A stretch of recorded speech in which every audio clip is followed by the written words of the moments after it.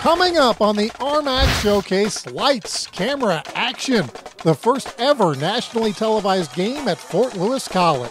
The nervousness, the anxiety, the excitement, the anticipation. We visit with their famous head football coach along with the FLC AD and president who have known each other for years. Plus, the soccer teams face some big tests. So does volleyball. They've got some new programs on campus. Basketball practice is now underway.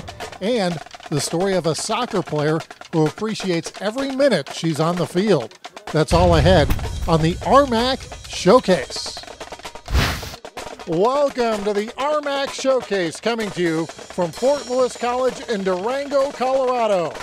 I'm Eric Danner. Some history happening in football here at Fort Lewis as the Skyhawks upset CSU Pueblo, the number 2 ranked team in the country. Kind of a wacky game. There was a 2-hour lightning delay, and with under 4 minutes to go, the wide receiver option, Jordan Gillen to Jaquel Thompson, that touchdown is the game winner.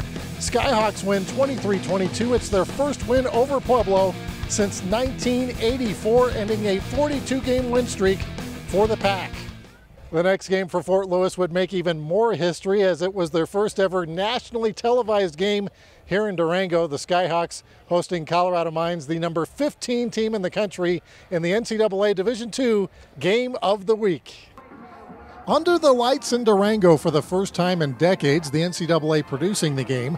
This is the 4th time the RMAC has had a Division II Game of the Week on campus on the CBS Sports Network. Josh Looney, the Associate Director for NCAA Division II, was on hand to check out this historical game for Fort Lewis. I hope they see the passion of our student athletes. They realize that this is an opportunity for scholarship athletics. It's a high level of competition, but at the same time, it's different than something you'll see on Division I.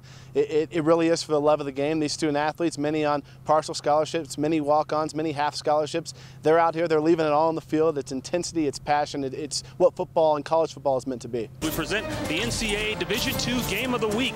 We have the 15th ranked Colorado School of Mines, the Ore Diggers, taking on the Fort Lewis Skyhawks. Ron Pitts and former Heisman winner Eric Crouch calling the action. First drive for Mines. Bob Stitt goes for it on 4th down. Justin Dvorak to Diamond Gillis. What a catch. It would make SportsCenter's top 10 plays of the night. The Ore Diggers would score in the drive to lead 7-0. Still first quarter, Dvorak to Gillis again. This is a much easier catch. Mines jumps out to a 21-0 lead. Fort Lewis then gets going. Jordan Doyle airing one out to Jaquel Thompson. He tight ropes the sideline and goes 71 yards for the touchdown. Hawks down 21-7 in the second. Later in the second, it's that same combo. Doyle to Thompson. Nice fade route. Fort Lewis making a game of it, down 28-14. Just about a minute to go in the half. Skyhawks driving. Doyle's pass deflected and caught by Cole Cadavy. Huge play by the Ore Diggers senior. That would set up Dvorak to Cole Spurgeon. Dvorak passing for 322 yards and 4 touchdowns in just one half of work. Mines leading 35-14 at the half. They go on to win by a final of 56-14. The Ore Diggers move to 7-0, while FLC drops to 2-5. I'm sorry we played so poorly.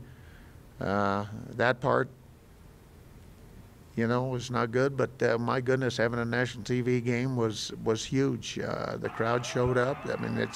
We actually looked, like a real school. And playing. The fans were out there, and gosh, I couldn't believe it. It's the best I've ever seen since I've been here. Cheering on the Skyhawks is their president, Dene Thomas. She is heavily involved in the NCAA and couldn't be more proud of her college. On homecoming weekend, Fort Lewis President Dr. Dene Thomas was plenty busy. The nervousness, the anxiety, the excitement, the anticipation has been building and building, and then it skyrocketed with our defeat of CSU Pueblo on Saturday. That was over the top. There was a bonfire, a groundbreaking for a new science building, home soccer and volleyball matches, plus the first ever nationally televised football game in Fort Lewis history.